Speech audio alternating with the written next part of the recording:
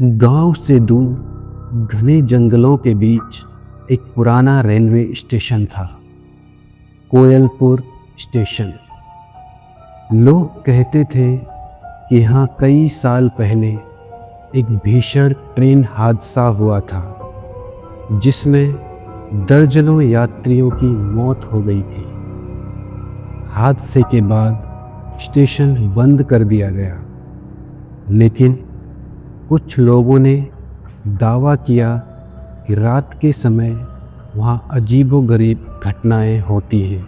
रवि, जो एक पत्रकार था, इन कहानियों की सच्चाई जानना चाहता था।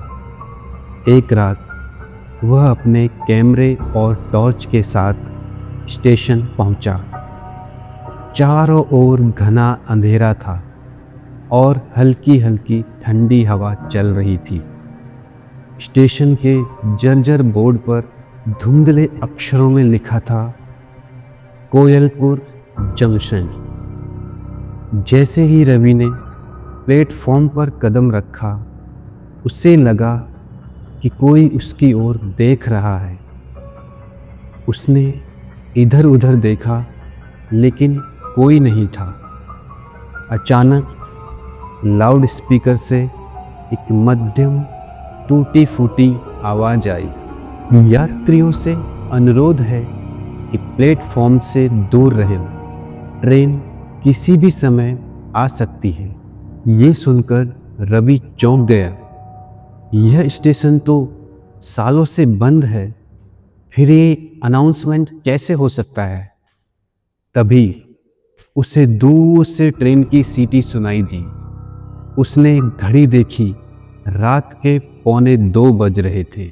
उसने कैमरा ऑन किया और प्लेटफॉर्म की ओर देखा। अचानक कोहरे के बीच से एक ट्रेन आती दिखाई दी, लेकिन यह कोई साधारण ट्रेन नहीं थी।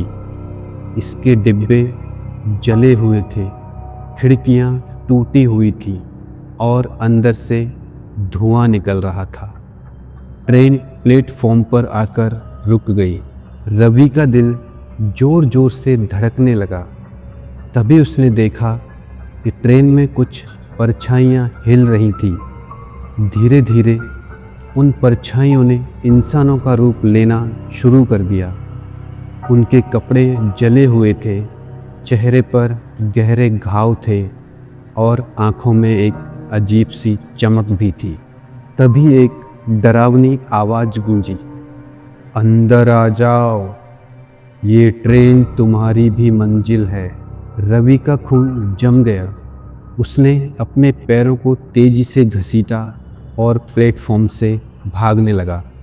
जैसे ही वह गेट के पास पहुंचा, ट्रेन ने एक तेज सीटी दी और पूरी ताकत से प्लेटफॉर्म से गुजर गई।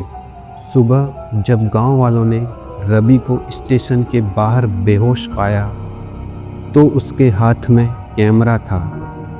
जब कैमरा चेक किया गया तो उसमें सिर्फ धुंध और अंधेरा था, जैसे वहाँ कुछ हुआ ही ना हो।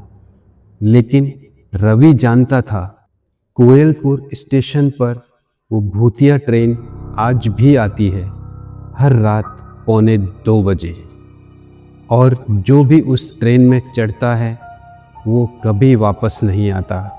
दोस्तों, अगर कहानी अच्छी लगी तो इसे लाइक और चैनल को सब्सक्राइब जरूर करें। आपसे जल्दी ही मुलाकात होगी एक और नई कहानी के साथ। तब तक के लिए नमस्कार।